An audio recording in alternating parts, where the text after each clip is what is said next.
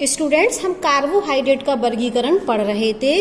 तो कार्बोहाइड्रेट का जो वर्गीकरण हमने पहला वर्गीकरण पढ़ा था वो पढ़ा था on the basis of functional group. तो फंक्शनल ग्रुप के आधार पर कार्बोहाइड्रेट दो प्रकार के होते हैं, या तो पॉलीहाइड्रोक्सी एल्डिहाइड होते हैं या पॉलीहाइड्रोक्सी कीटोन होते हैं। जैसे कि एक उदाहरण है ग्लूकोज। तो ग्लूकोज भी कार्बोहाइड्रेट है और फ्रक्टोज भी कार्बोहाइड्रेट है, लेकिन ग्लूकोज हमारा पॉलीहाइड्रोक्सी एल्डिहाइड वाला कार्बोहाइड्रेट है, जबकि फ्रक्टोज हमारा पॉलीहाइड्रोक्सी कीटोन वाला कार्बोहाइड्रेट है। तो ग्लूकोज क्या है? पॉलीहाइड्रोक्सी एल्डिहाइड वाला कार्बोहाइड्रेट, और फ्रक्टोज क्या है? पॉलीहाइड्रोक्सी कीटोन वाला कार्बोहाइड्रेट। तो हमने पहला वर्गीकरण पढ़ लिया था कि फंक्शनल ग्रुप के आधार पर हम कार्बोहाइड्रेट को दो भागों में विभाजित कर सकते हैं, या तो एल्डिहाइड या कीटोन। अब हम पढ़ने वाले थे दूसरा वर्गीकरण, और दूसरा वर्गीकरण था हमारा on the basis of reducing nature, अपचायक नेचर के अनुसार, अपचायक प्रवृत्ति के अनुसार। तो कुछ कार्बोहाइड्रेट ऐसे होते हैं जो फेलिंग विलयन और टॉलिंग विलयन को अपचयित करते हैं, और कुछ ऐसे कार्बोहाइड्रेट होते हैं जो फेलिंग विलयन और टॉलिन अभिकर्मक को अपचयित नहीं करते हैं। अब ध्यान से सुनिए कि ऐसे कार्बोहाइड्रेट्स जो फेलिंग विलयन और टॉलिन अभिकर्मक को अपचयित नहीं करते हैं, हमने उन्हें किस में रखा? नॉन रिड्यूसिंग शुगर में रखा, अनअपचायी शर्करा में। अनअपचायी शर्करा मतलब ऐसे कार्बोहाइड्रेट्स जो फेलिंग विलयन और टॉलिन अभिकर्मक को अपचयित नहीं कर सकते हैं। तो अनअपचायी शर्करा कैसे कार्बोहाइड्रेट्स हैं कि जो फेलिंग विलयन और टॉलिन अभिकर्मक को अपचयित नहीं कर सकते हैं। तो ऐसे कार्बोहाइड्रेट को हमने इस वर्ग में रखा। और ऐसे कार्बोहाइड्रेट्स जो फेलिंग विलयन और टॉलिन अभिकर्मक दोनों को अपचयित कर सकते हैं, उन कार्बोहाइड्रेट को हमने रिड्यूसिंग शुगर, अपचायी शर्करा का नाम दिया। तो अपचयन के आधार पर हमने कार्बोहाइड्रेट को दो वर्गों में विभाजित किया। पहला नॉन रिड्यूसिंग शुगर और दूसरा रिड्यूसिंग शुगर। नाम से समझ में आ रहा है, नॉन रिड्यूसिंग मतलब अपचायित नहीं करते। किसको अपचयित नहीं करते? फेलिंग विलयन और टॉलिन अभिकर्मक को जो अपचयन नहीं करते हैं वो हमारे क्या है? कार्बोहाइड्रेट। और ऐसे कार्बोहाइड्रेट जो फेलिंग विलयन और टॉलिन अभिकर्मक को अपचयित कर देते हैं वो हमारे रिड्यूसिंग शुगर हैं। तो यहाँ पर एक उदाहरण हम बताने वाले हैं कि सुक्रोज। सुक्रोज एक ऐसा कार्बोहाइड्रेट है जो फेलिंग विलयन और टॉलिन विलयन को अपचयित नहीं करता है, इसलिए सुक्रोज को हमने क्या बोला? Non reducing sugar. सुक्रोज हमारी क्या है? Non reducing sugar. क्यों है नॉन रिड्यूसिंग शुगर? क्योंकि सुक्रोज ना तो फेलिंग विलयन और ना टॉलिन अभिकर्मक को अपचयित नहीं करती, इसलिए सुक्रोज है हमारा अनअपचायी शर्करा, नॉन रिड्यूसिंग शुगर। अब अपचायी शर्करा में क्या होते हैं? ऐसे कार्बोहाइड्रेट जो फेलिंग विलयन और टॉलिन अभिकर्मक को अपचयित करते हैं। तो इनके उदाहरण है हमारे फ्रक्टोज, ग्लूकोज, माल्टोज, लैक्टोज। तो फ्रक्टोज भी फेलिंग विलयन और टॉलिन अभिकर्मक को अपचयित करता है, ग्लूकोज भी फेलिंग विलयन और टॉलिन अभिकर्मक को अपचयित करता है, माल्टोज और लैक्टोज भी फेलिंग विलयन और टॉलिन अभिकर्मक को अपचयित करते हैं, इसलिए इनको किस वर्ग में रखा गया? अपचायी शर्करा में, रिड्यूसिंग शुगर में। वापस सुन लीजिए, रिड्यूसिंग नेचर के अनुसार हमने दो प्रकार के कार्बोहाइड्रेट बोले, नॉन रिड्यूसिंग शुगर और reducing sugar. Non reducing sugar में वे कार्बोहाइड्रेट हैं जो फेलिंग विलयन और टॉलिन अभिकर्मक को अपचयित नहीं करते नॉन रिड्यूसिंग शुगर। उदाहरण क्या है? सुक्रोज।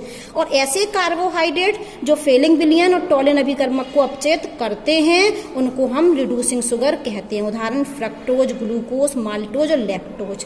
ठीक है। अब बहुत इंपॉर्टेंट बात सुनिए, जितने भी हमारे मोनोसैकेराइड होते हैं, मोनोसैकेराइड अभी हम पढ़ाने वाले हैं, जितने भी मोनोसैकेराइड होते हैं वो हमारी रिड्यूसिंग शुगर होती हैं। कोई सा भी मोनोसैकेराइड कार्बोहाइड्रेट हो, यदि कार्बोहाइड्रेट मोनोसैकेराइड है तो वो किस प्रकार की शर्करा होगी? रिड्यूसिंग शुगर होगी, अपचायी शर्करा होगी। और डाइसैकेराइड में भी अपचायी समूह जो अपचयन बता, फेलिंग विलयन और टॉलिन अभिकर्मक किस वजह से अपचयित कर पाते हैं? एल्डिहाइड या कीटोन ग्रुप की वजह से। कार्बोहाइड्रेट फेलिंग विलयन और टॉलिन अभिकर्मक को किस ग्रुप की वजह से अपचयन कर सकते हैं? एल्डिहाइड और कीटोन की वजह से। यदि डाइसैकेराइड में एल्डिहाइड और कीटोन ग्रुप, यदि डाइसैकेराइड में एल्डिहाइड और कीटोन ग्रुप आबंधित हो जाए, एल्डिहाइड और कीटोन ग्रुप क्या हो जाए? आबंधित हो जाए। तो आबंधित हो गया मतलब ये बिजी हो गया, और बिजी हो गया तो अब ये फेलिंग विलयन और टॉलिन अभिकर्मक को अपचयित नहीं कर सकता है। तो ऐसे डाइसैकेराइड जिनमें एल्डिहाइड ग्रुप और कीटोन ग्रुप कैसा हो? आबंधित हो, बंध बना ले, अब वो फ्री नहीं है, जब ये ग्रुप फ्री ही नहीं है तो ये फेलिंग विलयन और टॉलिन अभिकर्मक को अपचयित नहीं करता है। तो ऐसे डाइसैकराइड जिनमें एल्डिहाइड ग्रुप और कीटोन ग्रुप आवंधित होगा तो वो डाइसैकराइड हमारे क्या होंगे, अनपचयी शर्करा होंगे। और ऐसे डाइसैकराइड जिनमें ये ग्रुप क्या हो, फ्री हो, ये ग्रुप क्या हो, फ्री, तो वो किसके अंतर्गत आएंगे, अपचयी शर्करा में। तो सुक्रोज एक डाइसैकराइड है, सुक्रोज क्या है, एक डाइसैकराइड। और इस सुक्रोज में जो एल्डिहाइड और कीटोन ग्रुप है, जो अपचयी समूह है, वो बंधित होता है, आवंधित होता है, मतलब बिजी है। सुक्रोज में ना तो एल्डिहाइड ग्रुप फ्री है ना कीटोन ग्रुप फ्री है, तो ये क्या करेगा, ना तो फेलिंग विलयन को अपचयित कर पाएगा ना टॉलिन अभिकर्मक को अपचयित कर पाएगा। इसलिए सुक्रोज क्या है, अनपचयी शर्करा है। वहां पे सुन लीजिए कि सारे मोनोसैकराइड हमारे क्या होते हैं, रिड्यूसिंग शुगर होते हैं। लेकिन डाइसैकराइड में कुछ डाइसैकराइड तो नॉन रिड्यूसिंग होती हैं और कुछ रिड्यूसिंग होती हैं। तो डाइसैकराइड नॉन रिड्यूसिंग क्यों हो जाती हैं, सीधी सी बात है कि जो ग्रुप, जिस ग्रुप की वजह से अपचयन होना था फेलिंग और टॉलिन विलयन का, वो ग्रुप क्या हो गया, आवंधित हो गया, बिजी हो गया। तो बिजी होने की वजह से कुछ डाइसैकराइड हमारे क्या होते हैं, नॉन रिड्यूसिंग शुगर होते हैं। अब कुछ शर्करा हमने लिखी हैं यहाँ पर, जैसे माल्टोज और लैक्टोज, ठीक है। इनमें एल्डिहाइड और कीटोन ग्रुप होता है फ्री, इसलिए ये क्या होते हैं हमारे, अपचयी शर्करा, रिड्यूसिंग शुगर होती है। ये डाइसैकराइड है, ये वाला डाइसैकराइड में तो एल्डिहाइड और कीटोन ग्रुप आवंधित है, आवंधित मतलब बिजी है। तो ये डाइसैकराइड कैसा है, नॉन रिड्यूसिंग है। जब बिजी है ग्रुप तो बिजी, इस ग्रुप की वजह से रिड्यूसिंग नेचर होता है, तो ये ग्रुप तो बिजी है, तो नॉन रिड्यूसिंग हुआ। लेकिन माल्टोज और जो लैक्टोज होता है उसमें ये ग्रुप होते हैं फ्री। कौन से ग्रुप, एल्डिहाइड और कीटोन ग्रुप, और इन ग्रुप को हम अपचयी समूह कहते हैं। कैसे समूह कहते हैं, अपचयी समूह।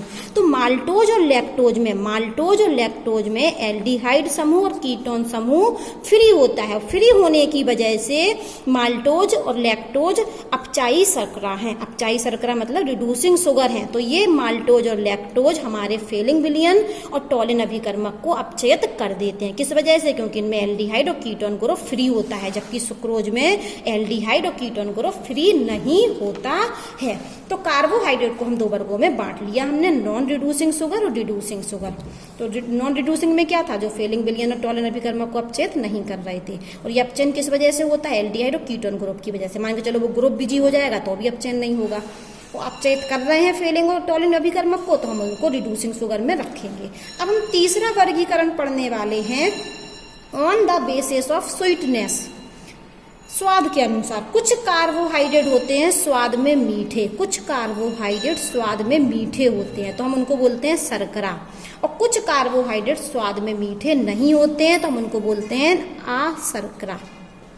तो जो कार्बोहाइड्रेट स्वाद में मीठे होते हैं वो शुगर हैं, और ऐसे कार्बोहाइड्रेट जो स्वाद में मीठे नहीं होते हैं वो नॉन शुगर हैं, ठीक है। जैसे सुक्रोज, सुक्रोज क्या है, हमारी शुगर है।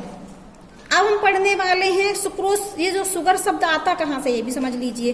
कार्बोहाइड्रेट को हम सैकेराइड भी कहते हैं, कार्बोहाइड्रेट को हम सैकेराइड भी कहते हैं। और ये सैकेराइड शब्द कहाँ से आया, ग्रीक शब्द होता है एक सैकरोन, ये ग्रीक शब्द है सैकरोन, जिसका अर्थ होता है शर्करा मतलब मीठा। तो ये जो सैकेराइड शब्द है, कार्बोहाइड्रेट को हम सैकेराइड भी कहते हैं। पहली बात कि कार्बोहाइड्रेट को हम सैकेराइड भी कहते हैं। और ये सैकेराइड शब्द आया कहाँ से, सैकेराइड शब्द ग्रीक शब्द से आया। ग्रीक शब्द था सैकरोन, जिसका अर्थ होता था शर्करा, मीठा। इसलिए अब तो कार्बोहाइड्रेट तो हमारे मीठे होते हैं, कार्बोहाइड्रेट क्या होते हैं हमारे मीठे, इसलिए। और मीठे को उन्होंने ग्रीक भाषा में क्या कहते हैं, सैकरोन। तो सैकरोन से क्या बना दिया, सैकेराइड। तो क्या कह दिया कार्बोहाइड्रेट को, सैकेराइड। इसीलिए कार्बोहाइड्रेट को हम सैकेराइड कहते हैं, क्योंकि सैकेराइड का अर्थ शर्करा होता है। अब हम पढ़ने वाले हैं चौथा वर्गीकरण, on the basis of number of carbon atom. Carbon परमाणु की संख्या के आधार पर वर्गीकरण पढ़ने वाले हैं। तो यदि कार्बन की संख्या 3 होगी, एक शब्द होता है OH, ओज हम जब लगाते हैं तो ओज का मतलब होता है शुगर के लिए, ठीक है। ओज का क्या लगाते हैं, शुगर के लिए। तो ऐसा कार्बोहाइड्रेट जिसमें कार्बन की संख्या कितनी हो, 3, कितने कार्बोहाइड्रेट हो, 3, तो हम उसको बोलते हैं ट्राइओज। क्या बोलते हैं, ट्राइओज। वापस सुन लीजिए, कार्बन की संख्या के आधार पर हम कार्बोहाइड्रेट का वर्गीकरण कर रहे हैं। ऐसा कार्बोहाइड्रेट जिसमें कार्बन की संख्या कितनी हो, 3 भी हो सकती, 4 भी हो सकती, 5 भी, 6 भी और 7 भी।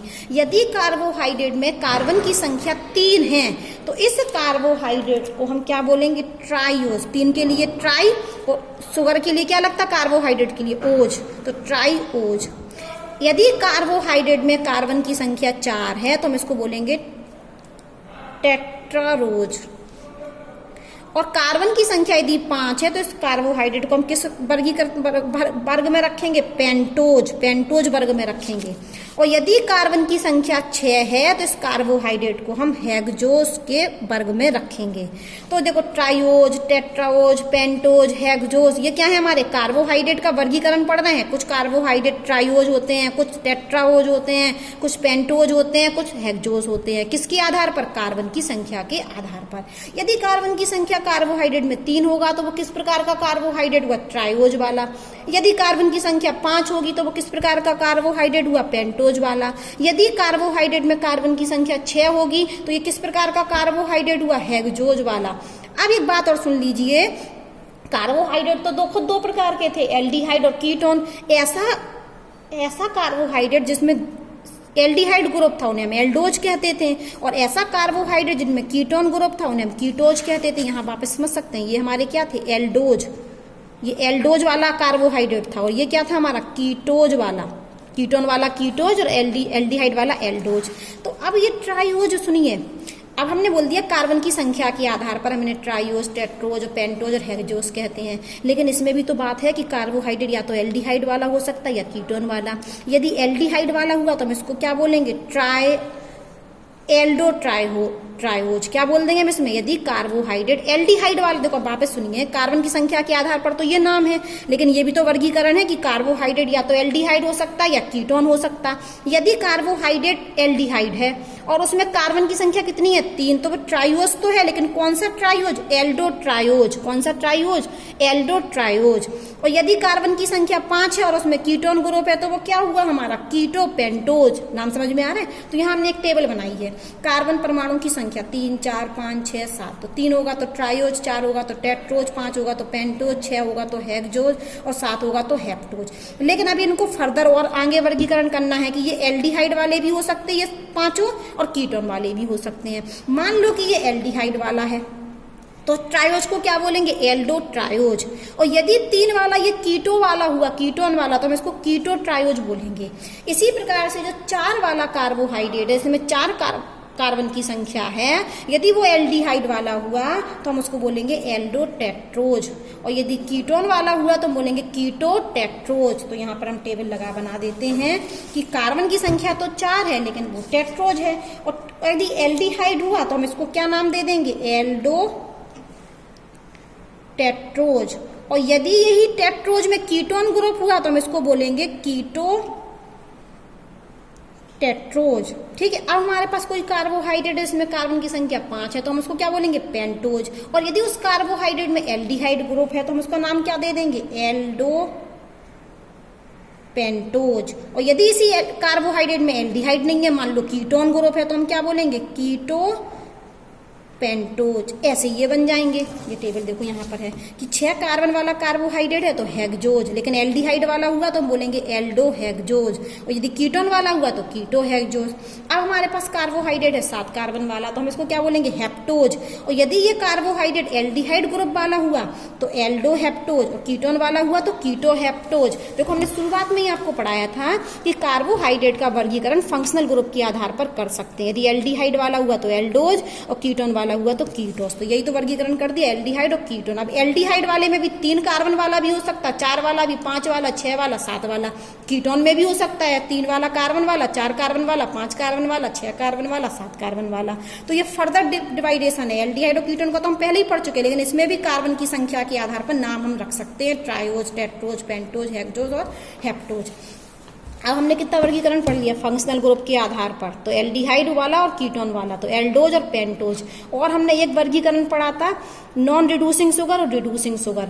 ऐसे कार्बोहाइड्रेट जो फेलिंग विलयन और टॉलिन अभिकर्मक को अपचेत नहीं करते हैं वो नॉन रिड्यूसिंग शुगर, और यदि फेलिंग विलयन और टॉलिन अभिकर्मक को अपचेत कर दें तो रिड्यूसिंग शुगर, जिसमें हमने कहा था सुक्रोज क्या है, नॉन रिड्यूसिंग शुगर है, जबकि माल्टोज और लैक्टोज क्या है, रिड्यूसिंग शुगर है। और जितने भी मोनोसैकेराइड होते हैं फ्रक्टोज, ग्लूकोज, ये सब क्या होते हैं हमारे रिड्यूसिंग शुगर होते हैं। फिर हमने आपको पढ़ाया स्वीटनेस के आधार पर, स्वाद के आधार पर, तो कुछ कार्बोहाइड्रेट हमारे स्वाद में मीठे होते हैं, उनको शुगर कहते हैं, और कुछ मीठे नहीं होते हैं, हम उनको नॉन शुगर कहते हैं। और ये शुगर मीठा शब्द, मीठे का अर्थ होता है सैकरोन। ग्रीक शब्द में शर्करा को सैकरोन कहते हैं, और सैकरोन को हमने सैकेराइड नाम रख दिया, इसलिए कार्बोहाइड्रेट को हम क्या कहने लगे, सैकेराइड। फिर हमने पढ़ाया कि कार्बन की संख्या के आधार पर भी कार्बोहाइड्रेट का वर्गीकरण कर सकते हैं। यदि कार्बन की संख्या 3 होगी तो ट्रायोज, 4 होगी तो टेट्रोज, 5 होगी तो पेंटोज और 6 होगी तो हेक्सोज। ठीक है, लेकिन यदि एल्डिहाइड वाला होगा तो Aldo triose, Aldo tetrose, Aldo pentose, Aldo hexose, Aldo heptose. यदि कीटोन वाला कार्बोहाइड्रेट हुआ तो ट्रायोज में क्या लग जाएगा, कीटो ट्रायोज, कीटो टेट्रोज, कीटो पेंटोज, कीटो हेक्सोज, कीटो हेप्टोज। ठीक है, अब हम छठवां वर्गीकरण पढ़ने वाले हैं on the basis of number product of hydrolysis. इसका मतलब है कि जल अपघटन के बाद वो कितना क्या दे, कैसा कंपाउंड बना रहा है, जल अपघटन के बाद कैसा कंपाउंड बना रहा है। ठीक है, यदि हो सकता है कि 1 यूनिट बना रहा है, 2 यूनिट बना रहा है, कि 3 यूनिट बना रहा है, तो ये इसमें होते हैं 3 वर्गीकरण। कितना वर्गीकरण है, 3। पहला तो है हमारा मोनोसैकेराइड, दूसरा है हमारा ओलिगो सैकेराइड, और तीसरा है हमारा पॉलीसैकेराइड। अब हम इसको डिटेल में पढ़ते हैं। पहला वाला, इसको हम हिंदी में लिख, यहाँ इंग्लिश में लिख दिया तो यहाँ हिंदी में लिख देते हैं, मोनोसैकेराइड।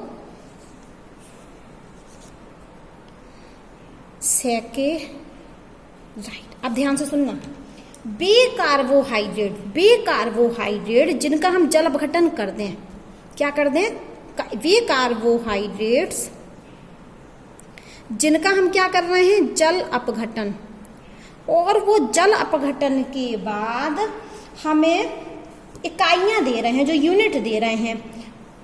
ठीक है, तो ऐसे कार्बोहाइड्रेट जिनका हम जल अपघटन नहीं कर सकते हैं, मतलब जल अपघटन के बाद वो कोई इकाई नहीं दे रहा, और दे भी रहा है तो सिर्फ 1 इकाई दे रहा है। कितनी यूनिट दे रहा है, 1 यूनिट। तो ऐसे कार्बोहाइड्रेट को हम मोनोसैकेराइड कहते हैं। अब दूसरा वाला समझोगे तब आपको वो समझ में आएगा। अब हम दूसरा लिखने वाले हैं ओलिगो सैकेराइड। ओलिगोसैकेराइड समझिए, ऐसे कार्बोहाइड्रेट्स जो जल अपघटन के बाद, ऐसे कार्बोहाइड्रेट्स जिनका हम जल अपघटन कर दें, और वो जल अपघटन के बाद जो हमें यूनिट दे रहे हैं, जो प्रोडक्ट दे रहे हैं, जो उत्पाद दे रहे हैं, वो उत्पाद कितनी संख्या में मिल रहा है, या तो 2 से 10 तक मिल रहा है। कितना मिल रहा है, 2 से 10 यूनिट मिल रही है उत्पाद की। और यहाँ कितनी मिल रही, सिर्फ 1 यूनिट, या तो दे ही नहीं रहा है या 1 यूनिट दे रहा है। तो ऐसे कार्बोहाइड्रेट जो जल अपघटन के बाद 2 से 10 यूनिट दे रहा है, और ये 2 से 10 यूनिट जिसकी भी मिल रही वो उसमें भी कैसे गुण है, कार्बोहाइड्रेट्स के गुण हैं, तो हम इस कार्बोहाइड्रेट को ओलिगोसैकेराइड कहेंगे। तीसरा सुनिए, तीसरा है हमारा क्या, पॉलीसैकेराइड।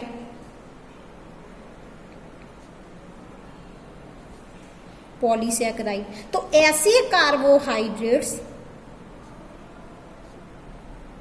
जो जल अपघटन के बाद 10 से ज्यादा यूनिट दे रहे हैं, 10 से ज्यादा यूनिट, तो ऐसे कार्बोहाइड्रेट को हम पॉलीसैकेराइड कहेंगे। अब वापस सुनिए, ऐसा कार्बोहाइड्रेट जिसका यदि हम जल अपघटन कर दें, वो हमें क्या करे, या तो जल अपघटन उसका हो नहीं या सिर्फ 1 यूनिट दे, तो ऐसे कार्बोहाइड्रेट को हम मोनोसैकेराइड कहेंगे। और ऐसा कार्बोहाइड्रेट यदि हम उस कार्बोहाइड्रेट का जल अपघटन कर दें तो वो उत्पाद जो बने वो कितनी यूनिट का बने, 2 से 10 यूनिट तक का। तो अगर 2 वाला बना तो हम डाइसैकेराइड भी बोल सकते हैं, 3 वाला बना तो हम ट्राइसैकेराइड भी बोल सकते हैं। तो इनका एक कॉमन नाम दे दिया कि यदि 2 से 10 यूनिट होगा तो ओलिगोसैकेराइड। वैसे ओलिगोसैकेराइड में डाइसैकेराइड भी होता, ट्राइसैकेराइड भी होता, टेट्रासैकेराइड भी होता। डाइसैकेराइड मतलब 2 यूनिट मिल रही, ट्राइसैकेराइड का मतलब 3 यूनिट मिल रही है। तो ऐसे कार्बोहाइड्रेट जिनका हम जल अपघटन करते हैं तो हमें 2 से 10 यूनिट मिलती हैं, तो इस कार्बोहाइड्रेट को हम ओलिगोसैकेराइड कहेंगे। और ऐसा कार्बोहाइड्रेट जिसका हम क्या कर दें, ऐसा पॉलीसैकेराइड, ऐसा कार्बोहाइड्रेट जिसका हम जल अपघटन करें वो हमें 10 से ज्यादा यूनिट प्राप्त हो, तो उस कार्बोहाइड्रेट को हम पॉलीसैकेराइड कहते हैं। वहां पे सुन लीजिए, ऐसा कार्बोहाइड्रेट जिसका जल अपघटन के बाद हमें 10 से ज्यादा यूनिट मिले तो पॉलीसैकेराइड कार्बोहाइड्रेट का नाम रख दिया। और ऐसा कार्बोहाइड्रेट की 2 से 10 यूनिट मिले तो उस कार्बोहाइड्रेट को हम ओलिगोसैकेराइड कहते हैं। और ऐसा कार्बोहाइड्रेट का जल अपघटन ना हो रहा हो या सिर्फ 1 यूनिट मिल रही हो तो मोनोसैकेराइड। इनके उदाहरण देख लीजिए। मोनोसैकेराइड के उदाहरण हैं हमारे ग्लूकोज, ठीक है, फ्रक्टोज, राइबोज, गैलेक्टोज, ये सब हमारे क्या है, मोनोसैकेराइड। अगर हम इनका जल अपघटन कर दें, मानो हम C6H12O6 ले लें और इसका जल अपघटन कर दें तो हमें कोई यहाँ पर ये क्या होगा, ये छोटा प्रोडक्ट मिलने वाला है तो इसका जल अपघटन नहीं होता है। फ्रक्टोज ले लें, इसका जल अपघटन नहीं होता। जल अपघटन के बाद ऐसा प्रोडक्ट नहीं बनता जिसमें जो खुद कार्बोहाइड्रेट हो। अब यहाँ के उदाहरण सुनिए, यहाँ के उदाहरण है हमारे सुक्रोज, माल्टोज और हमारा लैक्टोज। ये क्या करते हैं, अगर हम इनका जल अपघटन कर दें तो हमें ये क्या देते हैं, 2 से 10 यूनिट तक देते हैं। मान लो हमने सुक्रोज ले लिया C12H22O6 और इसका हमने जल अपघटन कर दिया तो हमें यहाँ पर देखो 2 कंपाउंड मिल गए, H6O6 और फिर C6H12O6। देखो ये सुक्रोज था, इस सुक्रोज का हमने जल अपघटन किया तो हमें 2 यूनिट मिल गई। दोनों यूनिट किसकी हैं, ग्लूकोज कार्बोहाइड्रेट की हैं। वापस सुनिए, हमने कहा कि हम ग्लूकोज, फ्रक्टोज, राइबोज, गिलेक्टोज का जल अपघटन नहीं कर सकते हैं और कर भी लें तो हमें यहाँ पर जो कार्बोहाइड्रेट नहीं मिलने वाला है, तो इनको हमने मोनोसैकेराइड कह दिया इन कार्बोहाइड्रेट को। यदि हम कार्बोहाइड्रेट ले लें, एक सुक्रोज लिया हमने कार्बोहाइड्रेट, उस सुक्रोज का हमने जल अपघटन किया तो हमें 2 यूनिट मिल रही हैं, तो सुक्रोज क्या हुआ, ओलिगोसैकेराइड, या हम डाइसैकेराइड भी बोल सकते हैं कि इसने 2 यूनिट दी तो डाइसैकेराइड है। लेकिन अगर और बोलें तो क्या बोलेंगे इसको, ओलिगोसैकेराइड, क्योंकि ओलिगोसैकेराइड की परिभाषा क्या थी कि 2 यूनिट दे या 2 से 10 यूनिट दे। तो यहाँ 2 यूनिट मिल गई और दोनों ही यूनिट किसकी हैं, कार्बोहाइड्रेट्स की हैं। तो ऐसा कार्बोहाइड्रेट जो जल अपघटन के बाद कार्बोहाइड्रेट की 2 या 10 यूनिट दे दे, 2 से 10 यूनिट दे दे, तो उस कार्बोहाइड्रेट को हम ओलिगोसैकेराइड कहते हैं। और हम एक यहाँ का एग्जाम्पल है स्टार्च, ठीक है। अब हमने स्टार्च ले लिया C6H10O5, इसके N अणु हैं और हमने यहाँ भी इसका क्या कर दिया, जल अपघटन। तो यहाँ पर हमें N यूनिट मिल गई, C6H12O6। तो यहाँ ग्लूकोज की कितनी यूनिट मिली, N, और N मतलब बहुत बड़ी संख्या है। N क्या है, 20 भी हो सकती या 30 भी हो सकता, 40 भी हो सकता। तो यहाँ बहुत सारी यूनिट मिल गई हमें ग्लूकोज की, N मतलब बहुत सारी यूनिट मिल गई। तो ये वाला कार्बोहाइड्रेट स्टार्च क्या हुआ, पॉलीसैकेराइड, क्योंकि बहुत सारी यूनिट मिल गई हमें कार्बोहाइड्रेट की, किसके बाद, जल अपघटन के बाद। तो जल अपघटन के बाद जब बहुत सारी यूनिट मिल जाए हमें तो उस कार्बोहाइड्रेट को हम पॉलीसैकेराइड कहते हैं। और 2 से 10 यूनिट मिले हमें जल अपघटन के बाद तो हम उसको क्या कहते हैं, ओलिगोसैकेराइड। और जल अपघटन हो ही ना या 1 यूनिट मिले तो हम उसको मोनोसैकेराइड कहते हैं।